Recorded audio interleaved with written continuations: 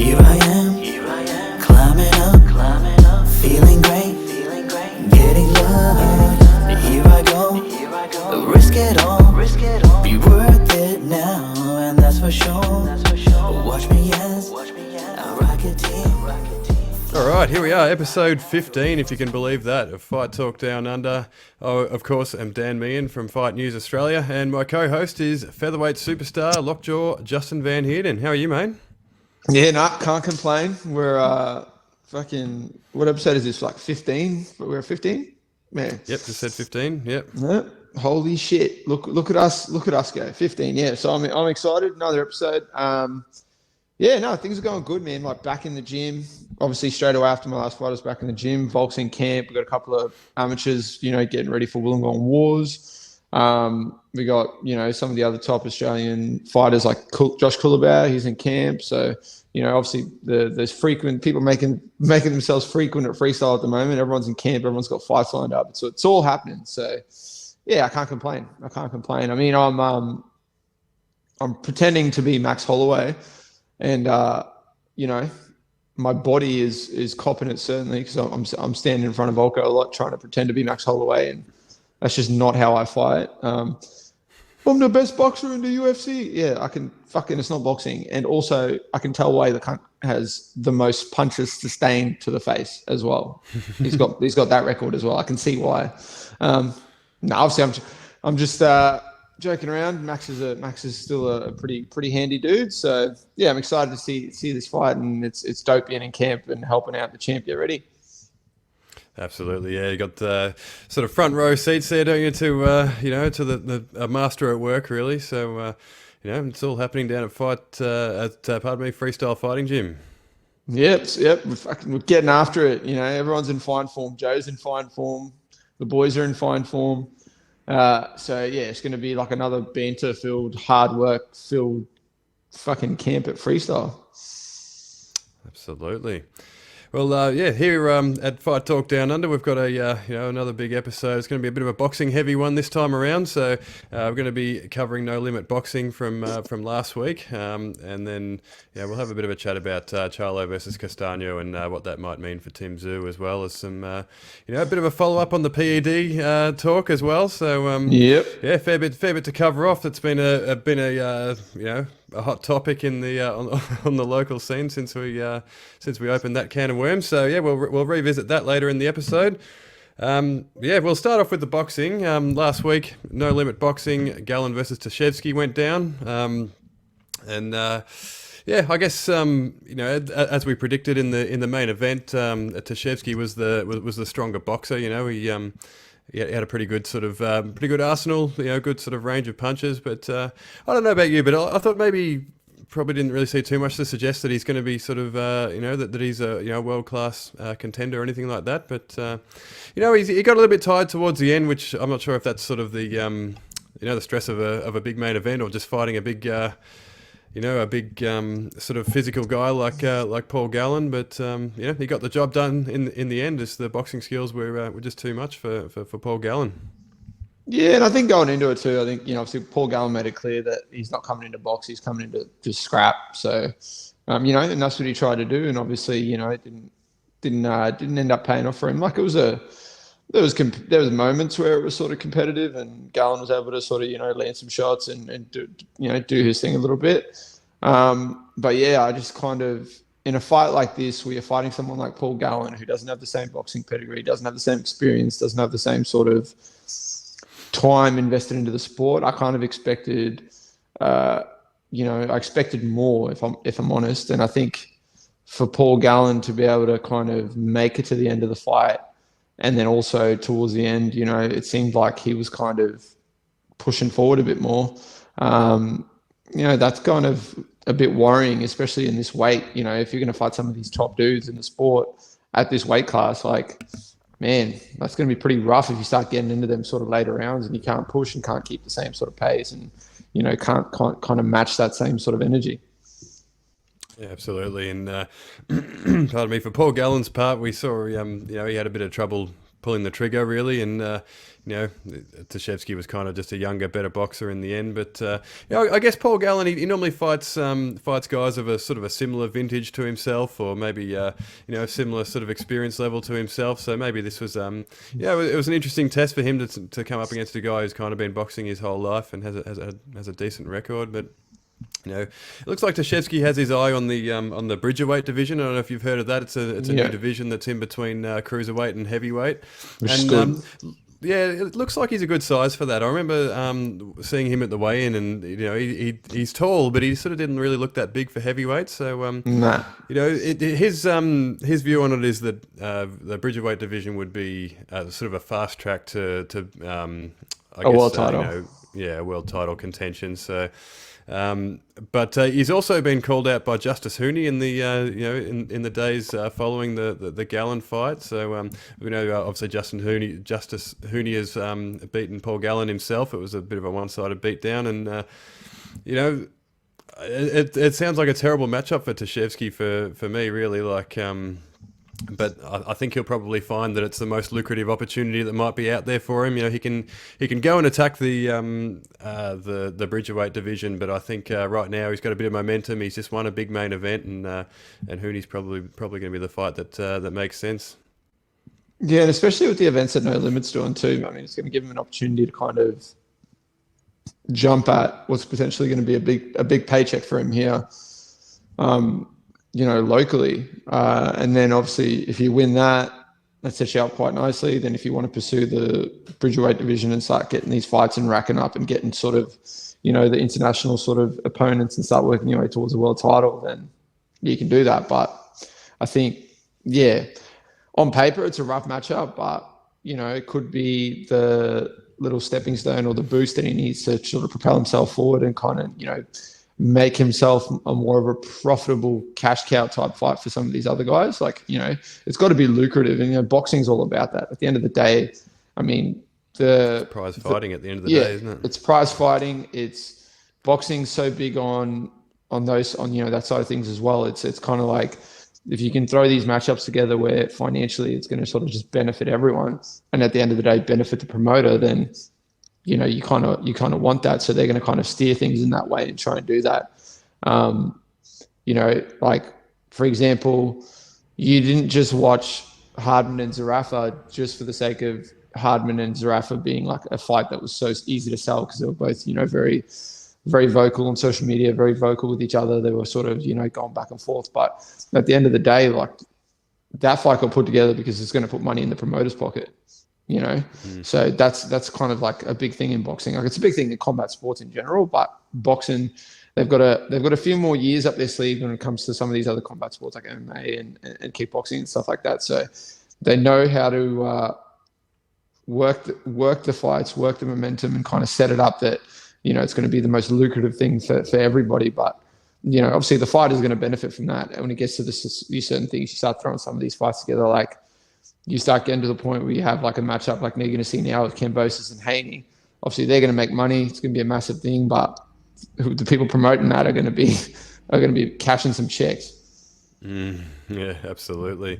And I don't know. I feel like it's a bit of a free swing for Terzievski as well. I don't think a loss to Justice Hooney is really going to hurt him too much in terms of his pursuit of the Bridgerweight. If he does want to go on to Bridgerweight, obviously he's going to have to fight Hooney at heavyweight. But I think once he goes down to Bridgerweight, he can kind of sort of build up again, because I don't think there's that many fighters at Bridgerweight. So really, there's not going to be too many sort of domestic fighters that he can fight in that division that are sort of going to sort of make him sort of any sort of lucrative offers over here. So, he may as well sort of strike while the iron's hot, win, lose or draw, take on Justice Hooney, cash some, get some money, and move on to Bridgerweight if that's what he wants to do.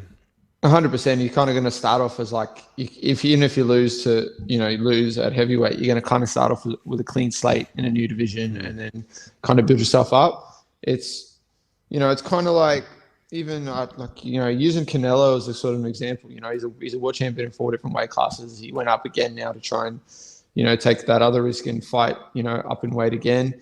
It didn't work out, obviously, but at the end of the day, that doesn't hurt his other, position in some of these other weight classes. He's still solidified there.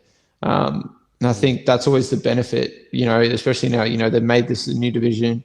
This guy's fighting at heavyweight. He's not really a heavyweight, really. And then there's the benefit is no matter if you win or lose, you're going to be able to drop down to the division, this new division. You're going to be able to pursue that and get yourself some, a couple of good fights. And next thing you know, you're fighting for a world title. But if you win the fight, then you're going to come into that division with even more momentum. So it's win-win, really. Like if I was his team and his people behind him, I'd say, just fuck, let's take it. Let's go for it.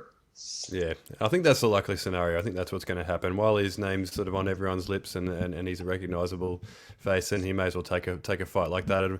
It would presumably be, the biggest paycheck or the biggest paycheck outside of a fight with Paul Gallen that that he could get. So he may as well. And you know what? Like he's 11-1-1 now. Let's say he loses to Justice Hooney, he'd be 11-2-1. We know boxing's big on sort of undefeated records and things like that, but not so much at Bridgerweight. I don't think it's a bit of a different scenario there. Like Bryant Jennings, for example, is in that Bridgerweight division. And he's collected some losses along the way, and it hasn't really hurt his chances of fighting for world titles there. So I don't think it hurts. Yeah, I think at the heavier weights it's a bit different. Like, even at heavyweight now, like obviously Joshua's had a couple of losses recently. If he comes back, beats Usyk, fights Fury, if they throw that together, if he can beat Usyk and Fury, regardless of those losses that he's got on his record to like Ruiz, Usyk, and that sort of stuff, he's the greatest heavyweight to ever do it. If he can come back now while everyone's in their prime, beat those two guys, regardless of those losses on his record, he's probably the greatest or one of the greatest heavyweights to ever do it. So I think, in the heavier weight classes, the O isn't as important as some of the lighter weight classes for some reason. I kind of get that vibe.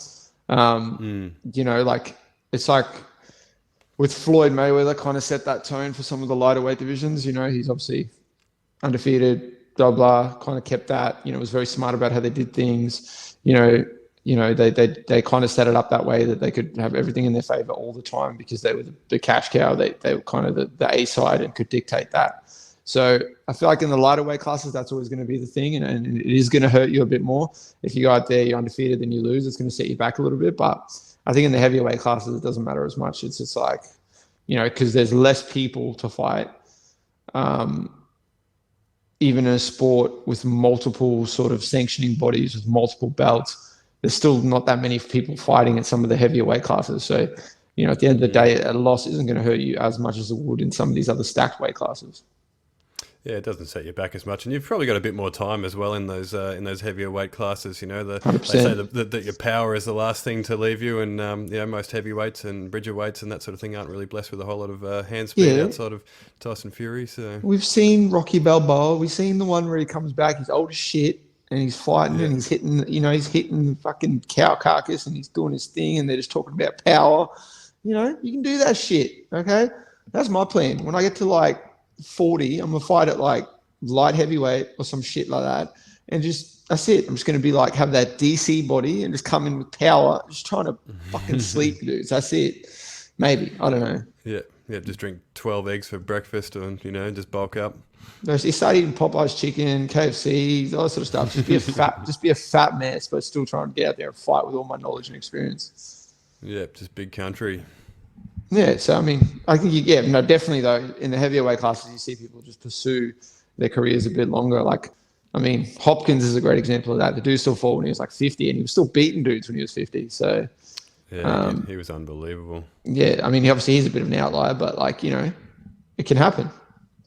It can happen. Yeah, it's probably not something to aspire to. I think for every one Bernard Hopkins that's out there, there's probably hundreds or even thousands of guys that have made ill-advised comebacks and fallen flat in their 40s. So I think I saw that on a T-shirt. I think it was for every Bernard Hopkins out there, there's like 500 Peter McNeelys. Maybe. Yeah, sounds about right. Yeah, we've seen so many of them just get face planted in in comebacks. But yeah, you never know. Yeah, there's people like Hopkins and Glover Teixeira and those sorts of guys out there. So George Foreman can be done. So let's not let age weary us. And this is a guy who was just whinging off air before about being too old at 34 after going to the gym for the first time in about 2 years. So yeah, see, maybe you should draw on that. Be like, no, I can. I'm going to do this. I can still do this. I can still do this. I can. Yeah, maybe it's not time to let go just yet. If Glover can win a UFC title at like 55,000 years old, I can still do this. Yeah, that's right. No, he's not quite that old. I'm inspired. The comeback's on. The comeback's on. All right. All jokes aside, also on the No Limit boxing card was Nikita Tszyu. Obviously a heavily hyped prospect. He took on Mason Smith, who was undefeated going into the fight. He was full of confidence going into it, and he sure took the fight to Nikita Tszyu early on. But Nikita stayed composed, and he's got some power. He put Mason Smith away in the first round, and that was that. Yeah, he kind of I mean, expected Mason to come out and get after it hard, and kind of just do that after the sort of the build up to the fight and the confidence that he had, like you said. But Nikita just did his thing. Fuck, that dude looks like he can crack, man. And he just, just bashed him, kind of put him away. So, and we're not surprised by that result. And I think when we broke it down, we kind of expected, like, you look at it on paper, you kind of expect, and you look at his other fights he's had so far, you kind of expected that was going to be the case. But fuck, didn't he just get out there and ring his bell properly when he was in there? Yeah, he did, and there's real shades of his brother, and even of his dad as well. Like just the composure under fire. Like it would be easy in your second pro fight to sort of just turtle up on the ropes, or just sort of try and just sort of ride it out for the first round or two, weather the storm, as they say early on. But you can see his eyes were open the whole time. He was watching, he was looking, and he picked his shots, and and he cracked him hard once that opening was there, and he put him away. So he kind of, I mean, it's, even though that was to be expected, the result that we kind of looked at and kind of like, okay, this is probably the most likely outcome for this fight. Now, I'm saying that with no disrespect to Mason. It's like just, it's hard to take the fight for what it is and then look at what's presented to you on paper and not be like, all right, well, this is probably the most likely outcome. But it kind of just like lived up to that. So, it'd be interesting to see how they do that. Are they going to have the same approach they have with Timmy, and they're going to gradually give him a step up each time and sort of to see what's next for him? Because you've seen 2 fights into your pro career and you've starched the dudes that you fought so far. So are we gonna see him take that little step up in the next one, or are they just gonna maybe throw a curveball his way and give him like a big test and kind of see what he's really made of? We don't know. Yeah, I think it's he's 2-0. I think he's 24 years old, so I think they'd be wise to still build him up slowly, just keep testing him. Because there's going to be situations that I don't know if they put him in there with I don't know, Dennis Hogan or someone like that. Probably, someone like that is just going to bring something to him that he's not going to be able to deal with, and so I think they're going to need to build him up slowly and just sort of get him that ring time. Obviously he's put his first 2 opponents away pretty early, but I think he's eventually going to come up against someone who's going to sort of keep him in the ring for a little bit longer and expose him to some more different situations. But I think he's with that. He's obviously going to be well managed. He's with the same group as his brother, and I think they're going to be careful with him, because, like we said, the undefeated record is important. You look at his brother at the moment, and we'll get to that. But his brother's undefeated, and he's getting sort of disrespected by the champion still. So we'll get to that later on. But with the Nikita Tszyu stoppage, did it look a little bit early to you? Do you think Mason Smith could have been given another crack at it, or do you reckon he was already on Queer Street? I mean, I think boxing there's always usually a bit more leeway with the because it's not like being from the MMA side of things. Like for myself, like I look at it and I go, okay, well. In boxing, if you get you get fucking cracked, there's a bit more leeway, and obviously, there's a bit more opportunity for you to then get up, give it another go. But so yeah, potentially, but I don't know. I mean, I'm not Mason, and fucking Nikita, like we spoke about, it looks like he can crack, man. So I don't know. He might have just been. There might have been sort of like a saving grace for him almost. Obviously the dude wants to get back in there and fight again, probably ASAP, like everyone does. So, do you want to like have that extra shot to get back up to your feet and go again, just to get hit again, and then get fucking really messed up, and then you have to take like a longer time off and cop some unnecessary brain damage you didn't need to cop. So it's a weird one, but as a fighter, I'm gonna always be like, yeah, fuck, just give him, give the dude a bit more time, let him get after it. But maybe objectively, it's probably not the smart option. Yeah, I think particularly early in fighters' careers as well, I think it's important that they sort of live to fight another day. You don't really want to be seeing guys getting folded in their first sort of few fights because you only get so many of those before you start sort of doing permanent damage. So maybe the referee was well advised to save the fighter from himself, really. Yeah, 100%. So I mean, and that way you can get back to it. You can sort of just get back in there and get it, get after it again, and kind of just do it the right way.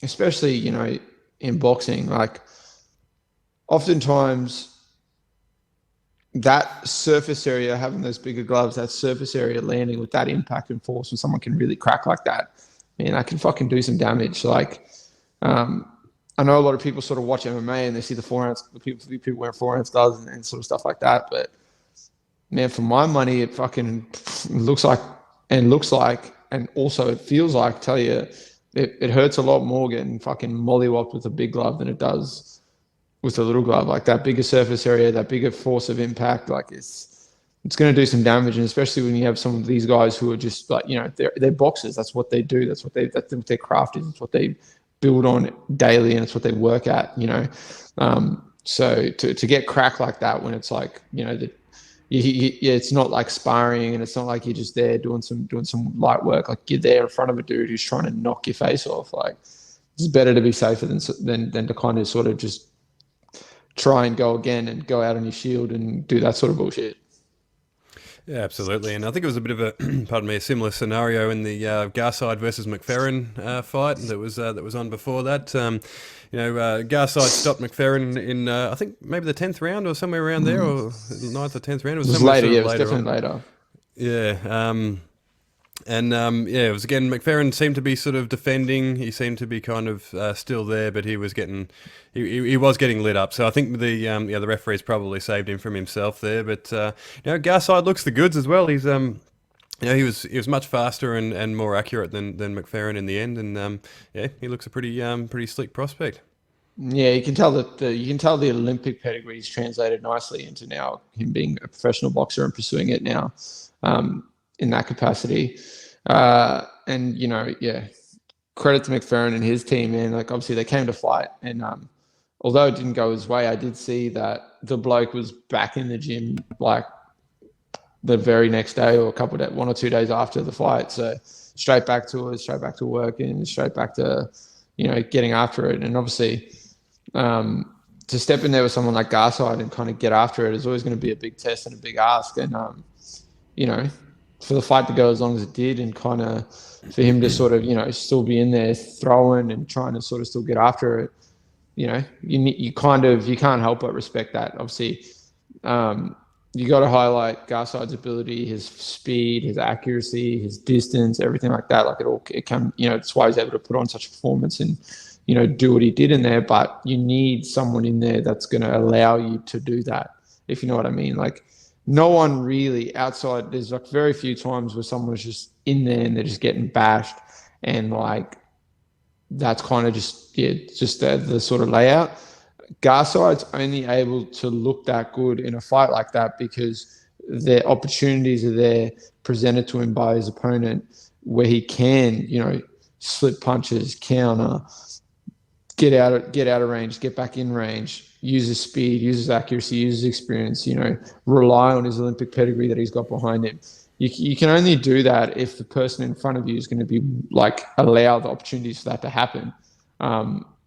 you know, that's something I think people forget a lot. Like when you see some of these fighters go out there and like whether it's boxing, it doesn't matter, but specifically boxing, if you see someone out there and they're just putting on a show and they're just looking the goods, that's only because they're being given enough opportunities by the person that's in front of them for them to be able to do that. If the person wasn't a sort of a willing dance partner, or, you know, you're probably not going to see that. Although they might still win the fight and they're going to get the nod or whatever's going to be the case, they're not going to be able to showcase their full range of abilities. They're probably not going to be able to get a finish or one of those clean knockouts everyone loves to see, because they need that other person to sort of be willing to stand in the fire and trade with them and get after it.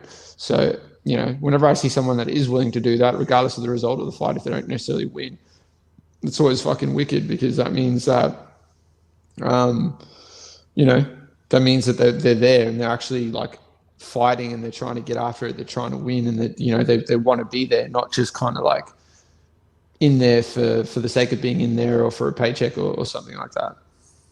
Yeah, absolutely.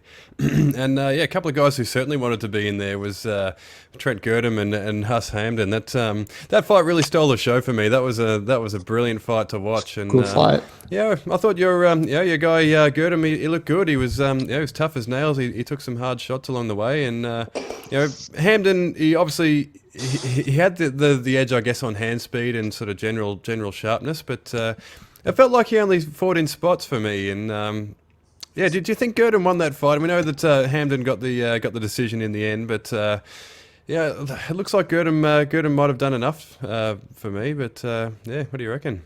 Yeah, I mean, I kind of watching it, I thought, you know, it was very close, obviously, but I thought the knockdown in the first would have kind of sealed it for Trent, watching how the fight played out.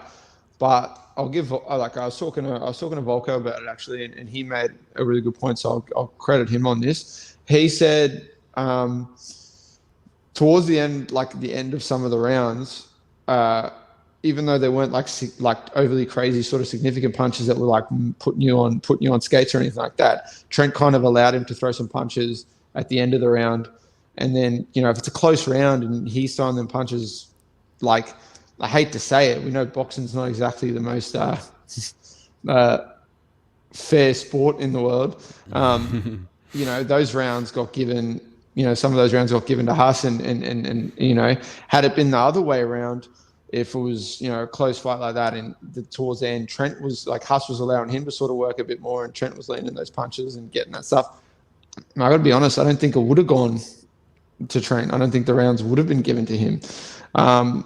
And, you know, that's a pretty shit thing to have to sort of say and deal with. But I kind of have to agree with Volk on that. Like, it's kind of just, it was almost like there was some close rounds. And then even though he didn't really, you know, wasn't in danger from some of the shots that Huss was throwing, he was allowing him to sort of do some work towards the end of the rounds. And I think maybe that's, you know, kind of helped Huss get a decision or like leaned it his way or in his favor. But for my money, watching it, even though like Trent's obviously one of my friends, one of my training partners, so I'm going to back him. But like, fuck, there was a good fight, and watching it back, it was close. But I feel like the knockdown is kind of what separates such a close fight. Like, almost like, you know, I'm kind of inclined to agree with some people. Like 3-3, the knockdown seals it for Trent. Like, if if we're going to go off how close the fight was, you got put on the canvas and he didn't. So, like, fuck, what are we doing?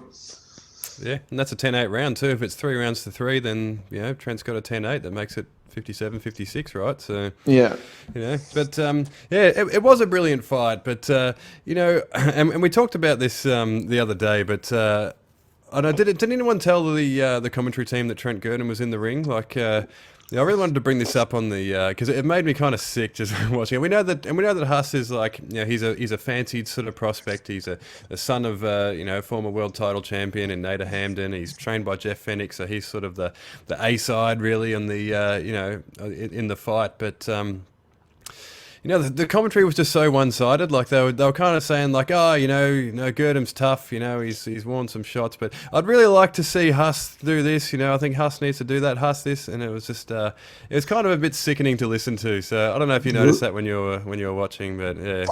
Let them know, Dan. Get into them. Let the little dogs know. It was fucking ridiculous. Like, and I understand Trent's coming from an MMA sort of thing. He's stepping into a lot of boxing, and the dude was undefeated up until this point, and I guess that's pretty annoying for some people and pure boxing fans and people like that. But yeah, that's pretty fucking ridiculous, man. And it's like you're like, at the end of the day, okay, I understand commentary can be difficult depending on like how it's sort of set up, but you know, it's not that fucking hard to look at a fight independently and commentate it and, you know, give equal sort of props and praise to both fighters that are taking place, whether you have an invested interest in someone or not.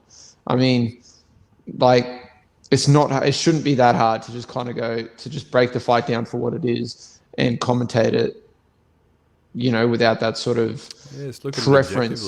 Yeah, just look at it like for what it is. Don't fucking make it about like the one dude just because you might be, you know, you're obviously there, you're into boxing, that's kind of what you're sort of following and pursuing and you're talking about, and then you sort of just talk about the guy who's the boxer and not the other boxer in the ring, because at the end of the day, Trent said boxing, and I think he showed like he can box, and up until that point he's undefeated in boxing and tech, you know, like a lot of people, and I think a lot of boxing fans and a lot of people that I see that are into boxing think he won that fight. So yeah, it's whenever shit like that happens, like even if Trent won, like it's not like it's going to soften that or make it easier to sort of to swallow. Like you're still going to have to like watch the fight back if the result did go your way, and then you have to listen to the commentary being like, oh, well, fucking Huss is killing it, he's doing that.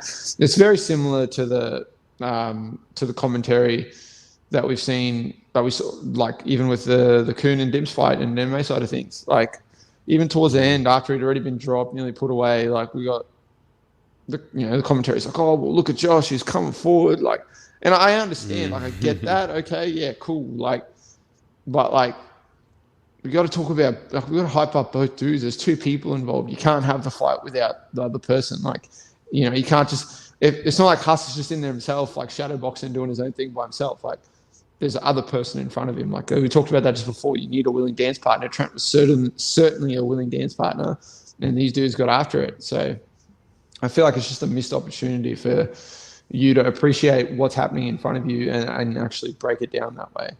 And like, I mean, if those guys want some lessons on how to commentate, if they want me to come and run them through, you know, if they want me to help them out, you guys know, you know, contact us, let us know, get up, you know, hit up Fight Talk Down Under. I'll give you a run through. It's not that difficult.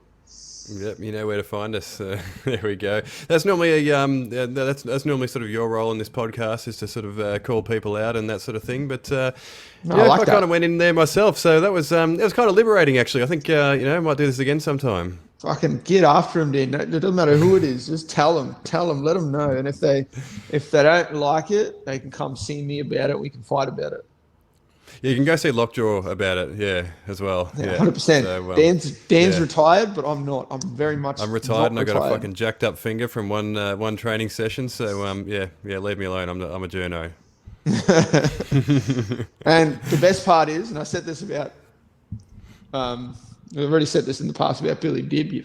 He's a dog. But at the end of the day, we're talking about boxing, and these boxers have a problem. Come see me. Because I can promise you, I'm not going to box you. I'm going to drop you on your head and elbow your face in. So just keep that in mind. Yep. If you're handy, if you fancy an elbow to the face, and go and see Lockjaw. Now, one thing I wanted to cover up before we get off this the No Limit boxing. One thing I wanted to cover off was the post fight sort of melee, I guess you could call it. Like after the decision was read out. You know, Trent was pretty upset. Like he obviously felt like he'd done enough to win, and you know, he sort of left the ring without shaking Huss's hand.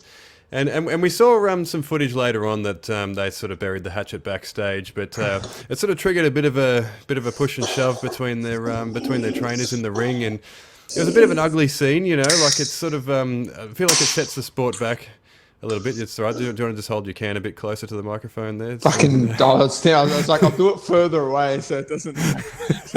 But I was like, no, all right, it's happening. I committed to that. But yeah, it's melees like that, they kind of set the sport back. I feel like, you know, like it kind of has this sort of mongrel reputation, the sport, sometimes in the mainstream anyway, and things like that are the first thing that get published on the news websites the next day. Is there's a push and shove in the ring and all this sort of stuff. But yeah, what did you make of the scene post fight and sort of how that all went down? Man, obviously, yeah. Like I'm inclined to agree with you. It's not like shit like that's never going to be good.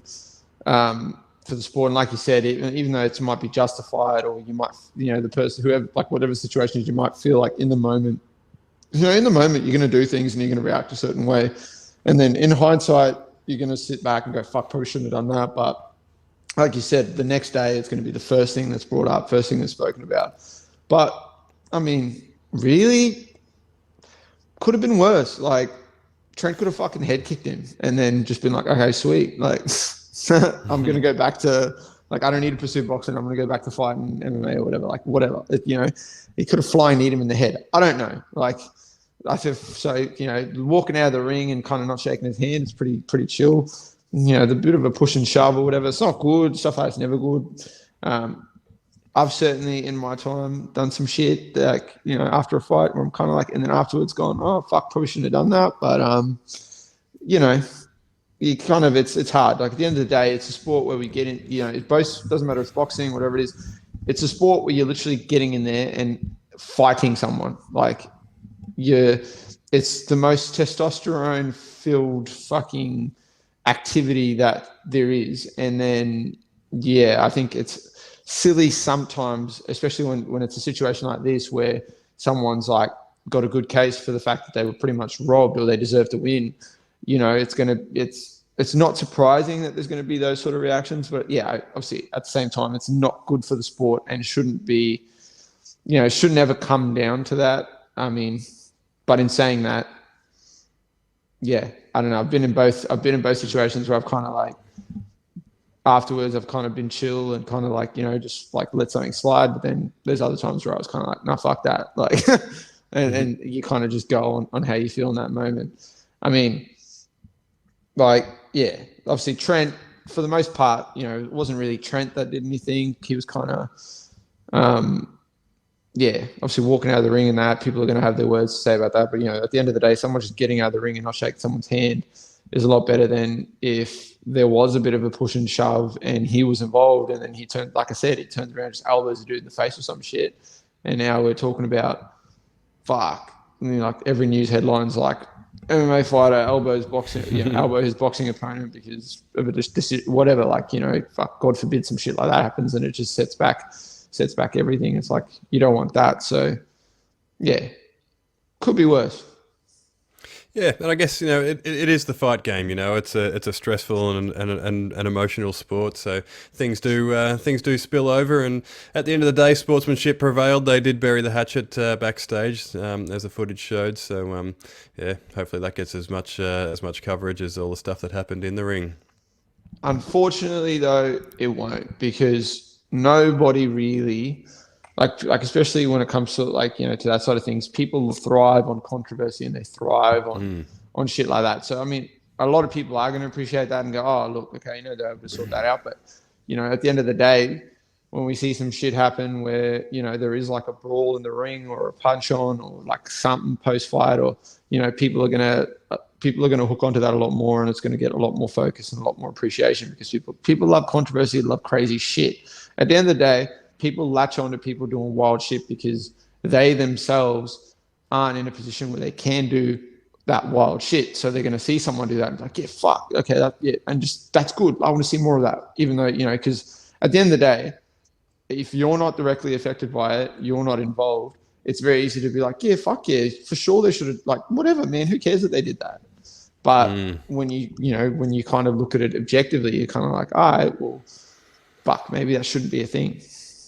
Yeah, I guess a post-fight push and shove is a more compelling story than a heartwarming little sort of handshake backstage later on, isn't it? So it's always going to be what people go to. But I guess also in boxing circles on the weekend, we saw Jermell Charlo defeated Brian Castano by round 10 TKO to unify all the belts, and it was a rematch after a draw in 2021. But I guess the reason it's mostly of interest to us is that Tim Tszyu Our very own Tim Tszyu is a WBO mandatory challenger, and he has been for some time. But I guess the complicating factor is for Tim is that Sebastian Fundora is the mandatory for the WBC, and there's also a mandatory in the WBA. I read earlier today who's actually been waiting for longer than Tim Tszyu has. So it's that's sort of the complicated reality of being a unified champion. It's just. It's notoriously difficult to hold on to all the belts, and I think that's probably going to count against Tim Tszyu in this one. If you've got all the chocolates there, then the WBO is probably the first one that you're going to bite off if you have to not face a mandatory challenger. What do you reckon? Yeah, like that sort of things is super weird. Like, because in my head it shouldn't be that difficult to sort of fucking do it. You just kind of go, I've got all the belts. All right, I'm going to fight you, and then I'm going to fight the next dude, and then I'm going to fight the next dude. And then I just I don't know. As a fighter, I'm kind of just like, it's hard for me to look at that and go, just fucking fight the people that you meant to, that are mandatory and that you meant to fight. Let's just fight them, get them out of the way, fight the next dude, get them out of the way, fight the next dude, get them out of the way. And then, you can start looking at some of these other things. You want to move up in weight. You want to go for another belt. You want to start fucking having some of these more lucrative fights that could potentially happen, a la fucking Canelo Gennady type shit. You want to start doing stuff like that, but then obviously as a fan of boxing and someone that sort of follows the sport quite well, I understand. It is super difficult for them to kind of put all that together, because like we talked about before, it's going to make sense for the athletes themselves that are fighting. And then obviously the promoters have to look at it, and they're going to be like, okay, what's going to give us the most money? And that's where the big snag is. Yeah, and it puts someone like Tim in a fucking pretty shitty spot.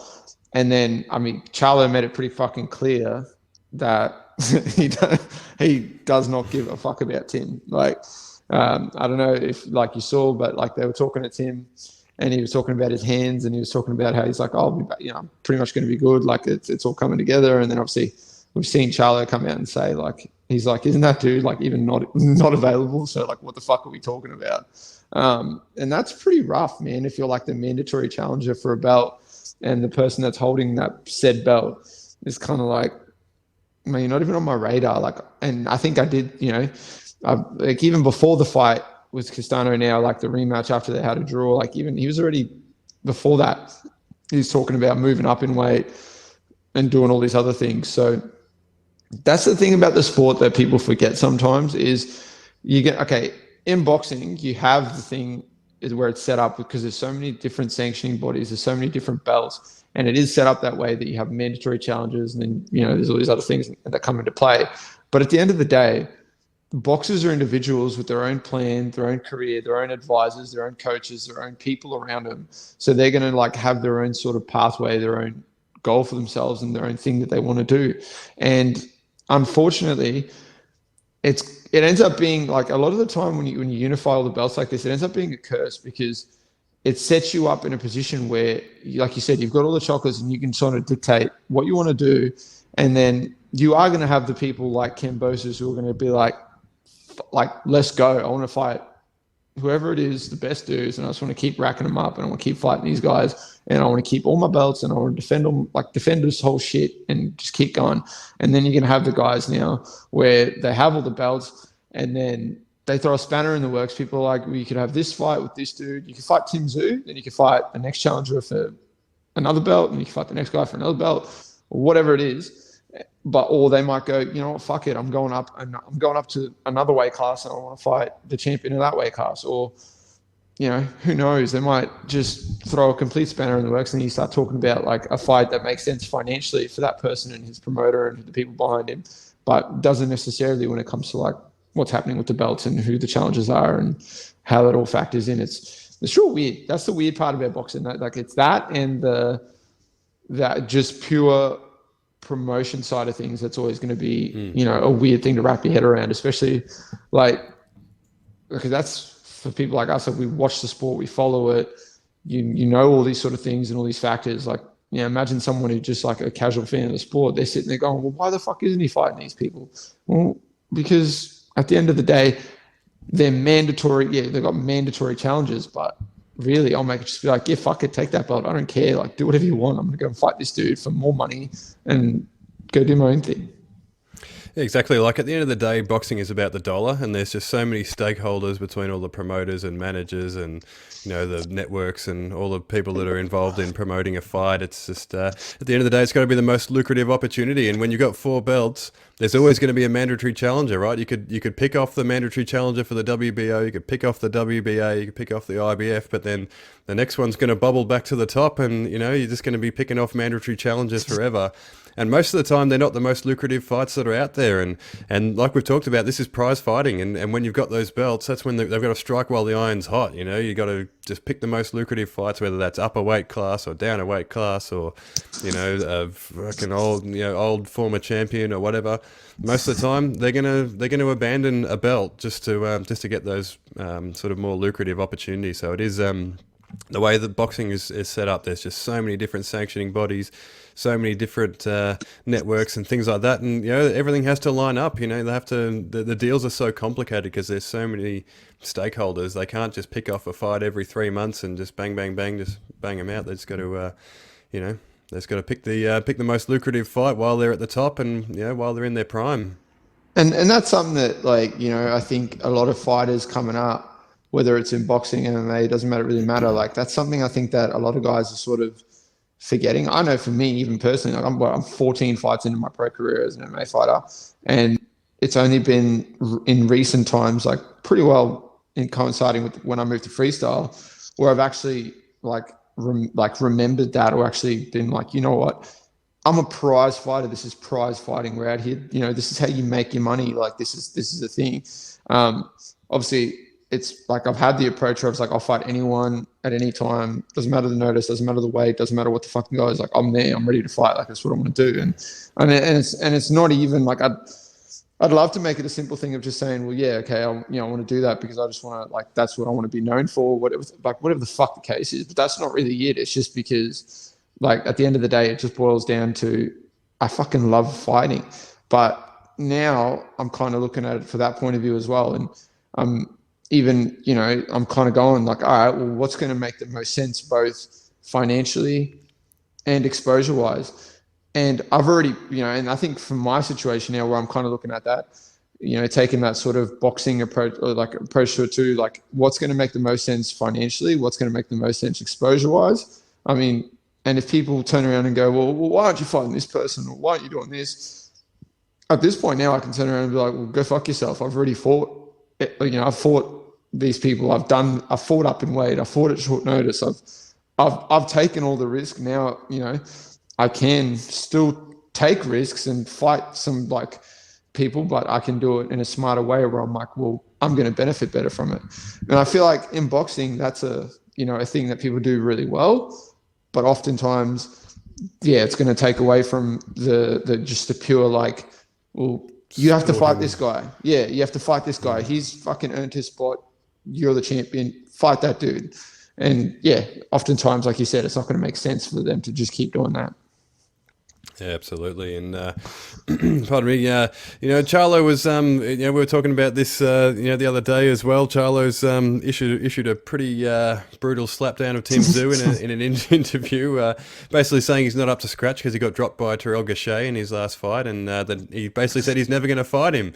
Now, we don't know if that's sort of gamesmanship or whatever, but it sounds like he's probably not going to be taking on Tim Tszyu next. And like we were saying earlier, it's interesting with you know, the undefeated records are so important in boxing, but Tim Tszyu's undefeated, and just the fact that he copped a flash knockdown in the first round against Terrell Gachet is now counting against him. Detriment. That's just how fine the you know, the margin for error is in boxing. So, and actually, Tim Tszyu's team came out today and said that they're actually negotiating with Charlo's team at the moment. So they feel like it was kind of just a bit of gamesmanship there. But you know, it's that easy in boxing to be able to just latch onto something as a reason to not fight someone or to knock someone down a peg. So yeah, it's been an interesting little back and forth already.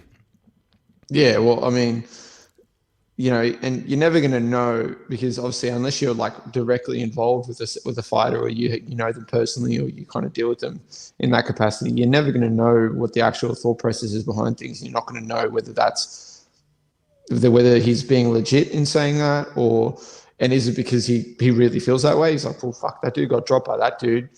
I'm the champ. He's not on my level. Like, why am I going to waste my time and fight this dude? It could be that. I mean, at the end of the day, it could be that, or it could be a fact of he's like, I don't want that fight. Why the fuck am I going to take the risk and fight someone like that who could potentially beat me when I can fight someone else who's got no chance and I'm going to make a lot of money out of doing so. And at the end of the day, that's what that comes back to when you're the champ with all the chocolates, and you can sort of make those decisions, and your team's going to advise you with what they think, and you're going to do what you think. It's just, that's going to be a thing, So unless you know that person, or unless you are Charlo, you're not going to know what's legit and what's not. But, being that he is the unified champ and he's, the man in that weight, it's kind of like, it's going to be hard to be like, oh, well, he's scared to fight, or he doesn't want to fight Tim Tszyu, or like, I feel like, it is just a bit of a sort of a way to pump it up a bit and be like, well, you're not even worth my time. Then they fuck around and announce a fight a week from now or 2 weeks from now, and then we're like, all right, well, the fight's happening, and it's got that build up already. Yeah, it's important. It is prize fighting, and you kind of have to write a story, and you've got to sell it that way. Yeah, absolutely. Yeah, that's again, Hardman versus Rafa. They sold the story, and it ended up being a big event. But Brian Castano actually said himself that if he got an offer to fight Tim Tszyu in the US and it made sense, then he would probably take it. So looks like Tim's got some options there. And also Tony Harrison has called him out on social media, saying that he wanted to fight him in Australia, which is kind of an interesting one because reportedly the fight was agreed in 2021, but Harrison didn't sign his end of the contract. But if Charlo's not available, I feel like Tony Harrison would be just the perfect step up from Terrell Gausha for Tim Tszyu. That would just be a nice logical step in his career for my money anyway. And he's a former world champion. He has a win over Jermell Charlo. So I think Harrison would be a good option if Charlo is in fact not going to fight Tim Tszyu. Yeah, 100%. But I think the only way Tim Tszyu should fight back in Australia is if he fights Rafa, or if he's the champ and he comes, he's defending his belt in Australia, because it's not going to make much sense for him to fight back in Australia. Other than that, he's obviously made his US debut. He's kind of like that's where you kind of want to be fighting. You want to you're going to get a lot more eyeballs. You're going to get a lot more appreciation, unless you are the champ and you kind of. You have that draw to you because you are the champion. People want to see what you do. Like we just saw with Tyson Fury fighting at Wembley. Like, look how many people were there. Look how many people tuned in. But it's because he's the champ and he's the man. So, outside of a Zerafa fight, it's not really going to make sense for Tim Tszyu to fight back in Australia unless he's a champion and he's defending a world title. Or multiple. Yeah, that's a brilliant titles. point actually, because he's he's made his US debut now, and he's had the win over Terrell Gausha on TV over there. His name's on everyone's lips over there now. He's been connected with Charlo, so yeah, it makes perfect sense for him to fight over there. And he's obviously he's sort of signalled his intent to continue to sort of build his brand over in the US. So while Tony Harrison looks like he might be there, he might actually be up for a fight now. But it makes sense for Tim Tszyu to be over there, sort of building his brand. So that's a good shout. Yeah, 100%. So it's a no-brainer. Absolutely. Now, just in local news, I just wanted to cover this one off. We saw a Hex Fight series got cancelled. It was scheduled for May 27th, and again, just I guess it's the COVID era, and just MMA in general. But a few fights have dropped off, and the show got cancelled. So what do you know about that? Yeah, I feel like a couple of fights got fallen through with injuries, COVID, fucking all that sort of shit, man. And we obviously saw the previous Hex event. Actually, no, wouldn't have been early in the year when I fought on Hex. Obviously, that card ended up having 5 fights on the card because so many fights fell through because of injuries and COVID and all that sort of stuff. But I don't know. For my money, it seems like, I don't know what's going on, but it seems like pullouts and injuries I shouldn't say injuries, but just pullouts in general in MMA have just kind of skyrocketed. And I don't know I don't know why, but it just seems like there's a lot more than there were previously. But yeah, obviously we had Hex fall through. We had even just here down my way, and we had SFC, which is like another local promotion that's just starting out. That's kind of doing events where they're trying to do monthly events where they're doing like boxing, kickboxing, and MMA, like separate events, separate shows for each one. Their card, same thing. Like 70% of the card, fell through with like injuries, COVID, fucking all that sort of shit. So, I mean, that's rough. And I think in Melbourne now too, it's kind of like, we had that with Eternal. Now you've had Hex fall through. So fuck, it's been a rough time in Melbourne, specifically for like some of these like MMA shows. Obviously we've got Demolition coming up and stuff like that. And it's like, fuck, man, if I was in Melbourne and I'm an MMA fan trying to go to a show, I'd be like on edge going like, what the fuck, is it going to go? Or is it going to get scrapped? Because are they going to like just lose their whole fight card? Pretty much, yeah. We just don't get excited about events down here until we're actually in the building and we can see the cage there. It's I feel that. It's like until it's like actually happening and you're like, oh shit, okay, we're here. I mean, because it's fucking freezing down here. So once someone gets COVID, then just everyone's got it because everyone's just falling out. But obviously, I mean, like, it's pretty shit that event fell through. I was pretty keen for it, and a couple of fighters outside of that, like there's a couple of fighters obviously on the card who had fights like just fall through in general, with like opponents falling out, replacements falling out.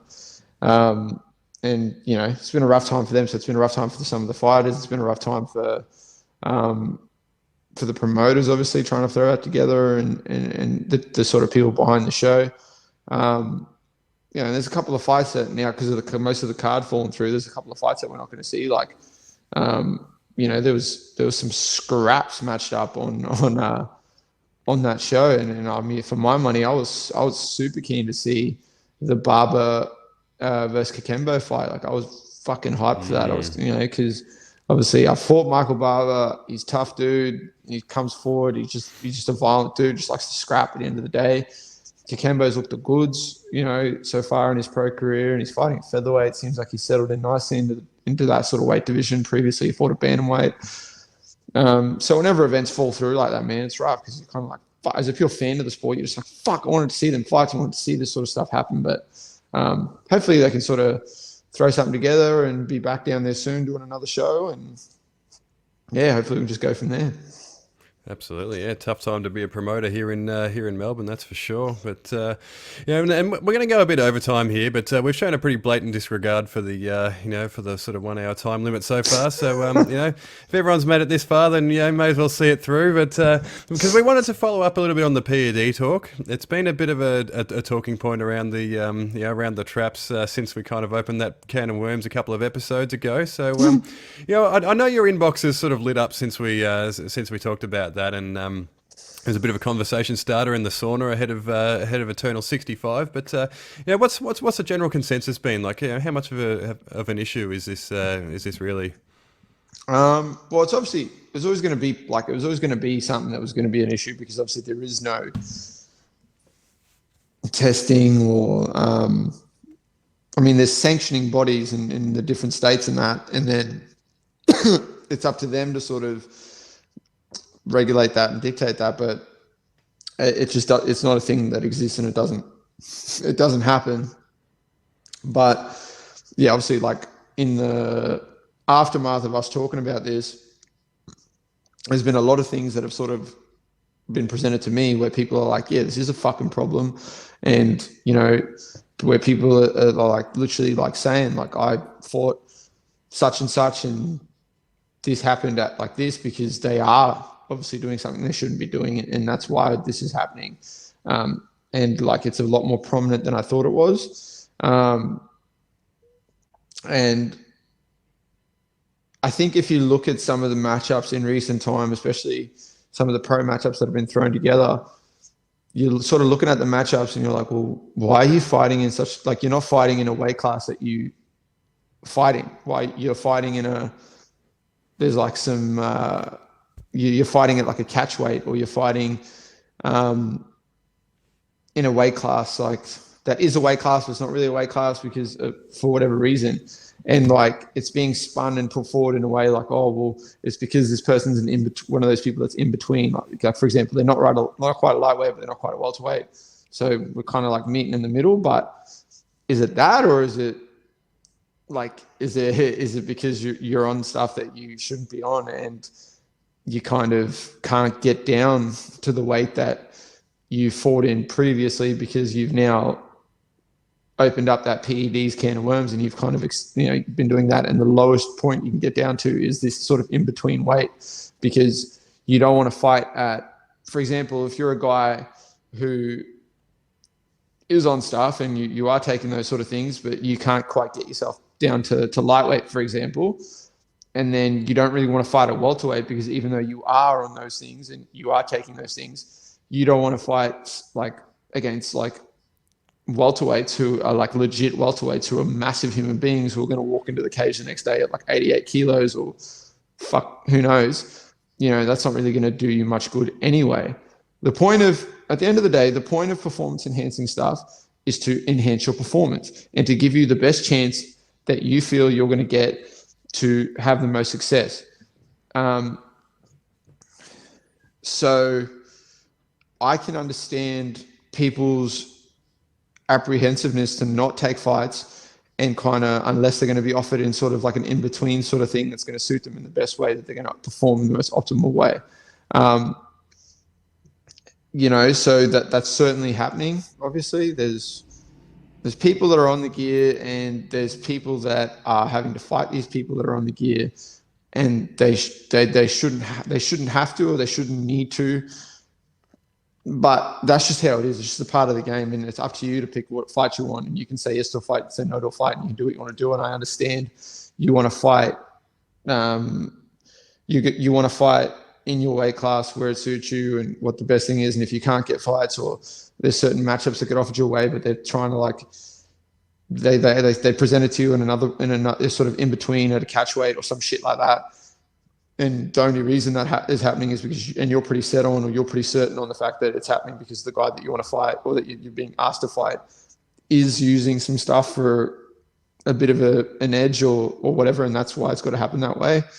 Yeah, obviously I understand you're going to be pissed off and stuff like that, but until it gets to a point where it's enough of a problem that CSA or the sanctioning bodies like in these different states are going to justify being able to pay the money to do the testing, it's just kind of going to be one of those things you just kind of have to swallow it and fucking deal with it. You're going to have to just fight dudes who are on the source and just kind of deal with it and hope that when you progress forward and you get to the point where you're fighting in the UFC or et cetera, it's a lot more, it's managed better and it's actually dealt with better, and you just kind of have to put your faith in that. But outside of that, I think you just kind of have to accept it. I mean, I think that's kind of just where it's at. Yeah, I guess, we know in the local promotions there's not a whole lot of money in it, and I think that's the big issue. Like you say, no one's going to stump up the cost to sort of actually implement testing and stuff. So, and I don't know how much PED testing actually costs, but as a fighter on the local scene, and I also know that you don't really sort of care too much that your opponents are on the juice or anything like that, but would you as a fighter be willing to sort of take a haircut like to the tune of a few $100 or something if it meant introducing drug testing procedures, or is that something that would be difficult to kick into play? It's going to be hard to put that into sort of play, but it'd be different if so say like Eternal's obviously the biggest promotion in the country, the most lucrative, the most successful, and obviously they just got like the bigger platform and all that sort of stuff. If Eternal is working with like the sanctioning bodies in the states that they fight in, and they go, okay, yeah, we're going to put this in play, and obviously, and they go, okay, but here's how it's going to work. If you fight for us, we test everyone that fights for us, but whatever your fight purse is, X amount's taken off the top because we have to be able to justify the testing, and we're going to make it like affordable for us and for and sort of make it a thing, then yeah, it's going to, but then it's more of a consensus thing. Obviously, people want to fight on a promotion like that because it's great exposure, especially for the pros. It's live on UFC Fight Pass, gets replayed on ESPN, and it's built up. Like, I've seen this promotion go from the grassroots sort of starting point to just skyrocketing all the way to where it is now. So, if someone like that, just, if Cam and Ben decide, it's something that they're going to do, then I think, then it might be a bit different. But even then, at the end of the day, we've spoken about this. It's got to make sense, but it's got to make money to make sense. And if it doesn't make money and it's not justifiable financially, it's not going to come into play. And like you sort of touched on, there's a couple of people like me that, don't give a fuck at the end of the day because they're like, whatever, like take all the steroids you want, do what you got to do. It is what it is. But, if, like we've spoken about, for some of these amateurs and some of these other people that don't want to have to deal with that, like they just adamantly do not want to have to fight people that are on the gear, then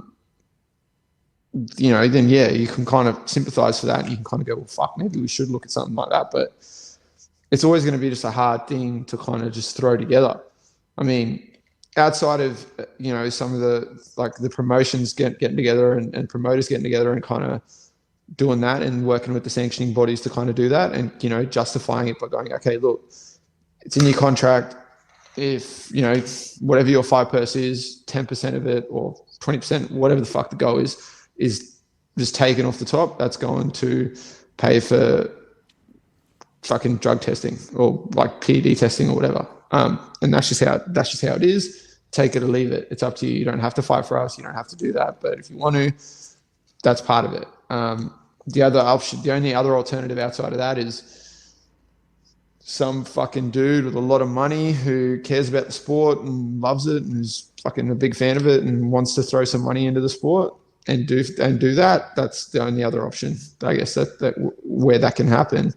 I mean, you want to be optimistic and you want to sort of think that the sport's going to get to a point here where it is sort of at that point where it's justifiable and financially able to do that, where you can go, okay, we're going to do that. We're going to start like testing people and we're going to be doing that. But you can't expect all these promotions to be doing that. You can't expect all these little promotions, smaller promotions that are still building their way up and doing those things. And especially some of these promotions where the target build up crew is building up amateurs, like Proving Grounds, for example. You've got like Demolition and, Bushido and all these other promotions they're not necessarily these massive promotions that are like stacked full of pros and doing all this sort of thing. They're opportunities for amateurs to get the experience they need to eventually go pro, to build themselves up, to move forward. And you can't expect these small promotions to fork out all this money to do drug testing. But then, at the same time, that makes it rough for some of these amateurs, man. They got to fight, like they're fighting a dude. They might potentially fight a dude who's on all the fucking sauce and you're not even getting paid for it. And, God forbid you lose, get your head punched in, you're getting your head punched in by a dude who's fucking clearly cheating. And then, you're just going to kind of have to swallow that. And, it's something that you shouldn't have to deal with at the end of the day. Like in a perfect world, you shouldn't have to deal with people being on performance enhancing drugs or doing things that they shouldn't be doing. But unfortunately in sports, that's always been a thing. It's always going to be a thing. People are going to always look for those advantages. We'd love for everyone to be mentally strong and not need to have these sort of boosts, but that's not a thing. People are going to look for that. Some people are just going to do that, and it's always going to be part of it. And unfortunately, until you sort of build yourself up in this sport and get to a point where you're like fighting for the UFC, who work with USADA and do that sort of stuff, or it's just not, you just kind of have to accept the fact that you're more than likely going to fight people who are doing the wrong thing. As shit as that is.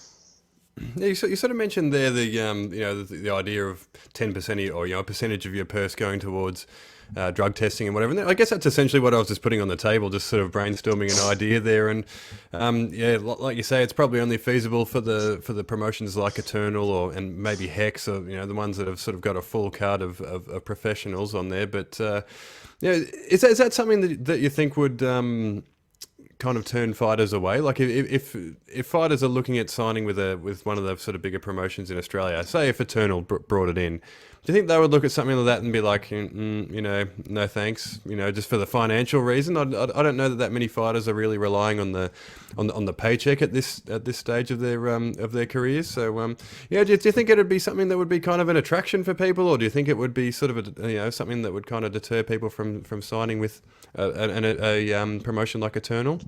It'd be it would deter more people from competing for Eternal than it would add people competing to Eternal. Because if people are already doing the wrong thing and cheating, why would they then willingly go fight somewhere where they're going to be put on the spot and, although it's not going to be like super high level fucking like USADA level testing or whatever, they're still not going to like, why would they take the risk of getting caught out and fight for Eternal if it like that's what they're doing? At the end of the day, people that cheat in sport and do the wrong thing are just, they're mentally weak people that think that they need to find an edge that is going to benefit them moving forward. We spoke about this is prize fighting.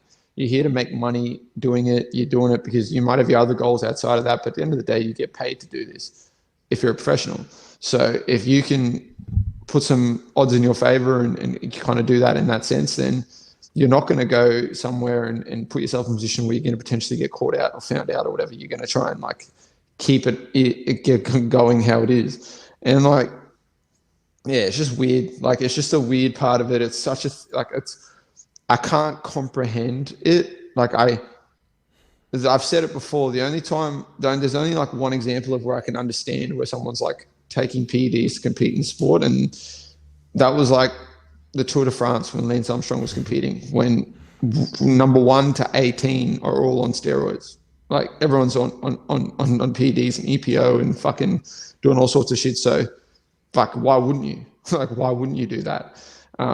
If everyone else is doing it, then fuck, let's do it. And then we're going to see who can compete the best with those advantages. And obviously, Lance Armstrong showed he was the best at competing in that sort of field and in that sort of setup. But unfortunately, that's riding a fucking push bike. That's not punching another human being in the face and trying to like separate them from consciousness or choke them to sleep or trying to break their arm or trying to do some shit like that. Like, at the end of the day, we're getting in there and we're fighting. And if you're like, God forbid you get in there, because you don't know, man. Like, God forbid you get in there, you have like a fucking some iffy going on in your head, and you fight some dude who's juiced to the fucking gills and he punches you and KOs you, and then you end up fucking dying because you had a pre-existing issue or something. Like, and that wouldn't have happened if that person wasn't, it might still happen, but it might be more likely that it's happening because that person has an unfair advantage. It's just a weird setup. Like, I don't know. It's, I can't justify it in any way or any shape and form. I cannot relate to that in any way of like it's just, it's a stupid thing that exists, but unfortunately it does exist. And it's going to get to a point now where when things start shaping up the way they do, and I see some of these things happening where I'm kind of like, what the fuck? Why is that matchup taking place in that way? And what's going on here? Man, I'm going to start throwing you dudes under the bus. And I said this after we spoke about it. A couple of the people messaging me being like, man, you should sort out some of these dudes. You are the fucking people that I would throw straight under the bus. Like 100%.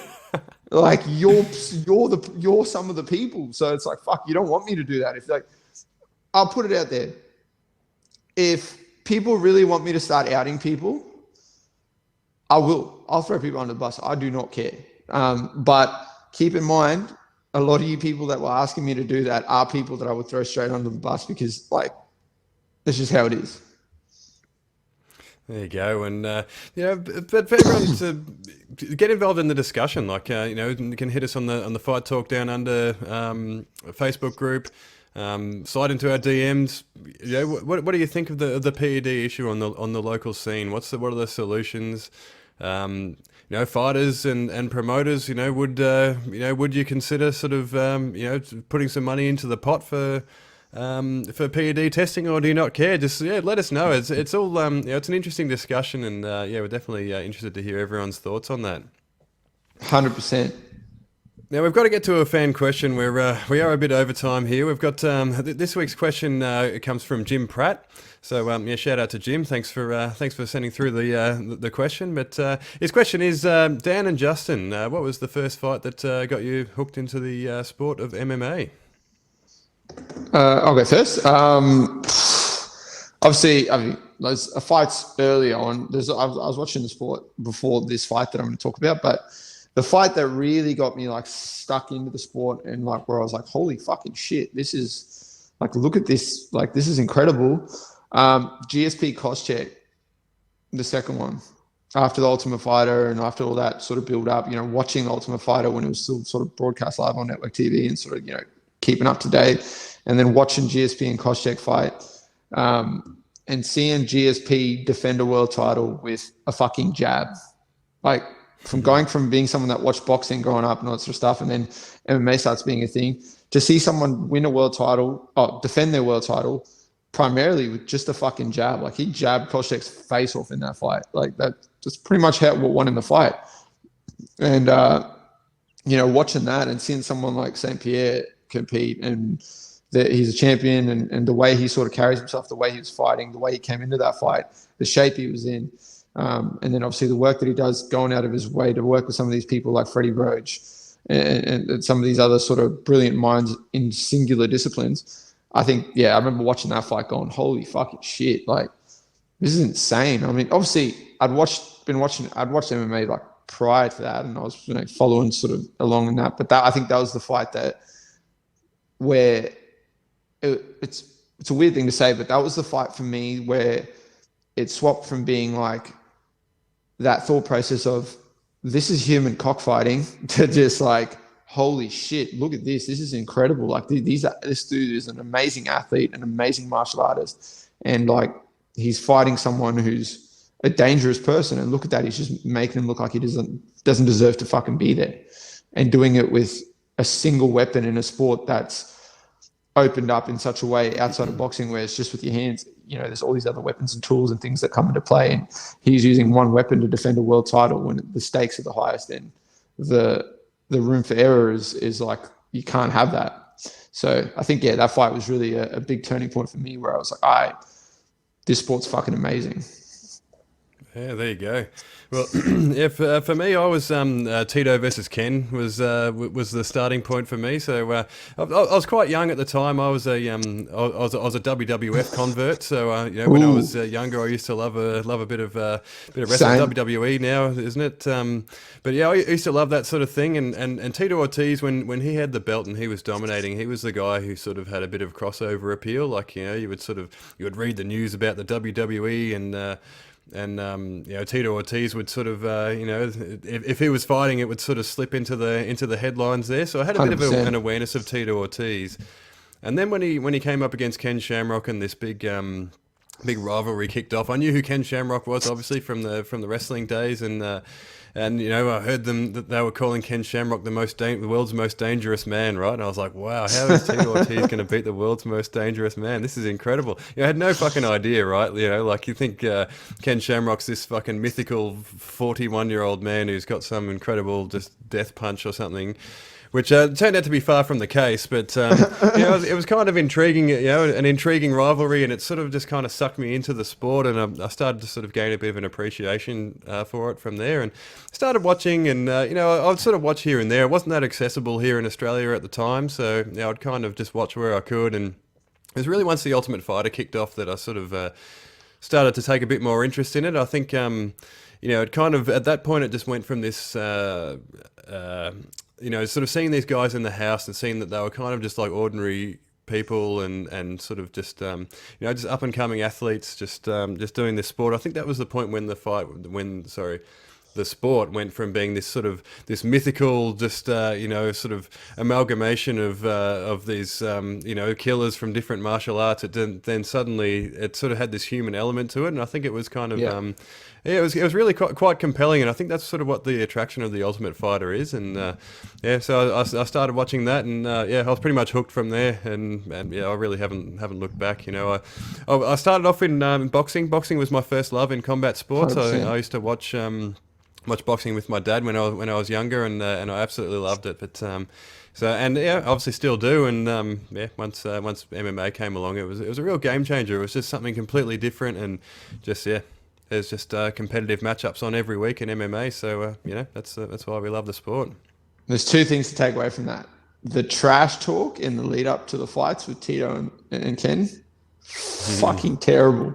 Like, if you haven't ever seen the back and forth that these dudes had, or the stupid shit that they say, please do yourself a favor. There's compilations Tito on Ortiz, YouTube. I will beat you into a living death. Yeah, that's one of the best lines I've ever heard. One of my favourite lines from the whole rivalry. So stupid. And the other thing to take away from the crossover thing that happened, especially in the early days of MMA and WWE and WWF, whatever you want to call it, and to this day it still carries over, you aren't legit until you beat Undertaker at WrestleMania. So let's not forget that.